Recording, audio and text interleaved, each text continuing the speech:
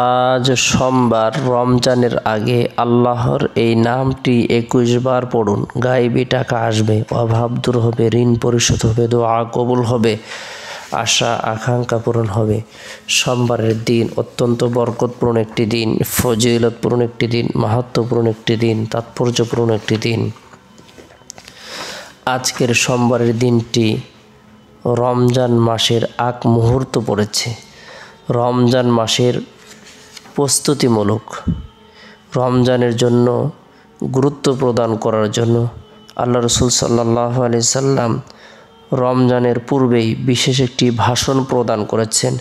হযরত সালমান ফারসি রাদিয়াল্লাহু তাআলা থেকে বর্ণিত, তিনি বলেন, রাসূলুল্লাহ সাল্লাল্লাহু আলাইহি সাল্লাম শাবান মাসের শেষ তারিখে আমাদেরকে সম্বোধন করে একটি ভাষণ প্রদান করেন, একটি ভাষণ দেন। ইয়া আইয়ুহান নাস ক্বাদ আযাল্লাকুম শাহরুন আযীমুন, হে লোক সকল, একটি মহান মাস তোমাদের উপর ছায়াপাত করেছে। এটা কেমন মহান মাস! অন্য এক হাদিসে আসছে, এই মাসের বরকতে জান্নাতের সকল দরজা উন্মুক্ত করে দেওয়া হয়, একটি দরজাও খোলা রাখা হয় না। জাহান্নামের সকল দরজা বন্ধ করে দেওয়া হয়, একটি দরজাও খুলে দেওয়া হয় না। পবিত্র মাহে রমজানের বরকতে আল্লাহ পাক রব্বুল আলামিন সারা বছর ধরে জান্নাতকে সুসজ্জিত করেন।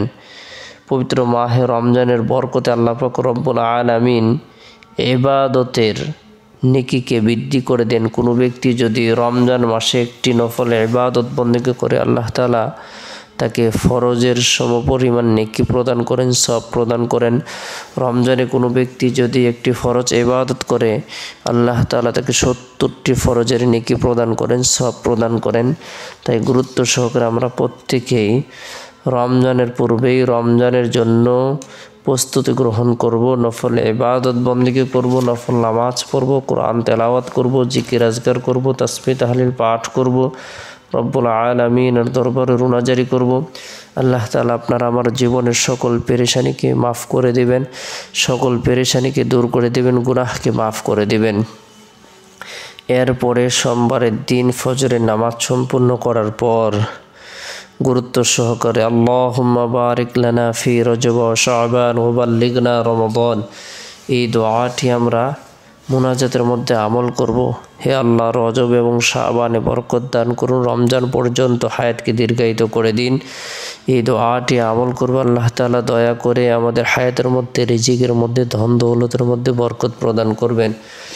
এরপরে সোমবারের দিন জোহরের নামাজ সম্পূর্ণ করার পর নিরিবিলি এক পরিবেশের মধ্যে বসে গুরুত্ব সহকারে আল্লাহ পাক রব্বুল আলামিনের গুণবাচক বরকতপূর্ণ এই নামটি আমরা 21 বার আমল করব। আল জাব্বারু, আল জাব্বারু অর্থ হলো ক্ষমতাশালী। আল্লাহ তাআলা সারা পৃথিবীর সমস্ত রাজা বাদশাহ থেকে ক্ষমতাশালী। আল্লাহ তাআলা সকলকে হায়াত দান করেন, রিজিক দান করেন, সুস্থতা দান করেন, সকলের পেরেশানি আল্লাহ তাআলাই দূর করে দেন। আল জাব্বারু নাম যে ব্যক্তি আমল করবে, জালিমের জুলুম থেকে আল্লাহ তাআলা তাকে নিরাপত্তা রাখবেন। আল্লাহ পাক রব্বুল আলামিন জালিম বাদশা থেকে তাকে বিজয় দান করবেন। নিয়মিতভাবে আমল করলে আল্লাহ পাক রব্বুল আলামিন তাকে হেফাজত করবেন। আল্লাহ তাআলা তাকে সার্বিকভাবে কল্যাণ প্রদান করবেন, গুনাহ মাফ করে দেবেন। গুরুত্ব সহকারে আল জাব্বারু নামটি আমরা আমল করব। এরপরে সোমবারের দিন আসরের নামাজ সম্পূর্ণ করার পর গুরুত্ব সহকারে সুবহানাল্লাহ 33 বার, আলহামদুলিল্লাহ 33 বার, আল্লাহু আকবার 34 বার, এই তাসবিহ তাহলিল তাকবীরগুলো পাঠ করব। এরপরে সোমবারের দিন শেষ হওয়ার পরে যে রাত আসে, এই রাতটি হলো বরকতপূর্ণ একটি রাত।